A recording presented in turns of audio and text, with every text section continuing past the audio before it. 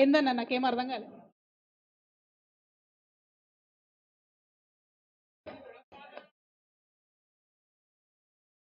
Madam ప్రజల పక్షం నుంచి గెలిచింది మేడం, దాన్ని పడగొట్టాలనే దృష్టి తప్ప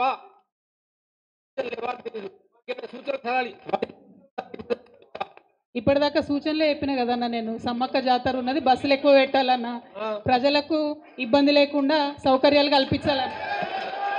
ఒక్క ఒక్క ఒక్క నిమిషం. ఇప్పుడు 5 ఏళ్ళు అగా బాబు, ఇప్పుడు మేము ఒక్కటే చెప్తున్నాం, ఎక్కడ తీస్తామని అంటలేము. వాళ్ళకి అన్ని తీర్ల మద్దతు ఇస్తాం. వాళ్ళ ప్రభుత్వం వాళ్ళు ఎన్నికల మేనిఫెస్టోలు ఏం పెట్టిందో అది చేసేదాకా నిలదీస్తాం. నిలదీసుడు ఖాయం, దాంట్లో ఏం లేదు. వాళ్ళు ఏదైతే ఎన్నికలలో ప్రకటించారో 100 ప్రకటించారో ఆ 100 చేసేదాకా నిలదీసే ఏర్పాటు చేస్తాం.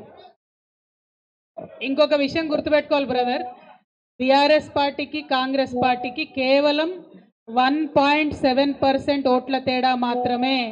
ఉప్పెనలాగా గెలుసుడు, ఏదో ప్రజలు మమ్మల్ని తిరస్కరించుడు అన్నది జరగలేదు. కన్ఫ్యూజన్లో లోకల్ ఇష్యూస్తోని అనేకమైనటువంటి అంశాలతోని ఇట్లా ప్రజల నిర్ణయం వచ్చింది. అయినప్పటికీ ప్రజల నిర్ణయాన్ని డెఫినెట్గా గౌరవిస్తాం, అన్ని రకాలుగా సహకరిస్తాం. మా నాయకుడు చెప్పారు 100 రోజులు సైలెంట్ ఉండమని, డెఫినెట్గా సైలెంట్గా ఉన్నాం. జరుగుతున్నటువంటి కార్యక్రమాల్లో ప్రజలు పడేటటువంటి ఇబ్బందిలో సూచనలు మాత్రమే చేస్తున్నాం, కార్యాచరణ ఏం చేస్తలేం. 100 రోజుల తర్వాత కార్యాచరణ ఉంటుంది. Thank you. జై Telangana. Madam madam madam madam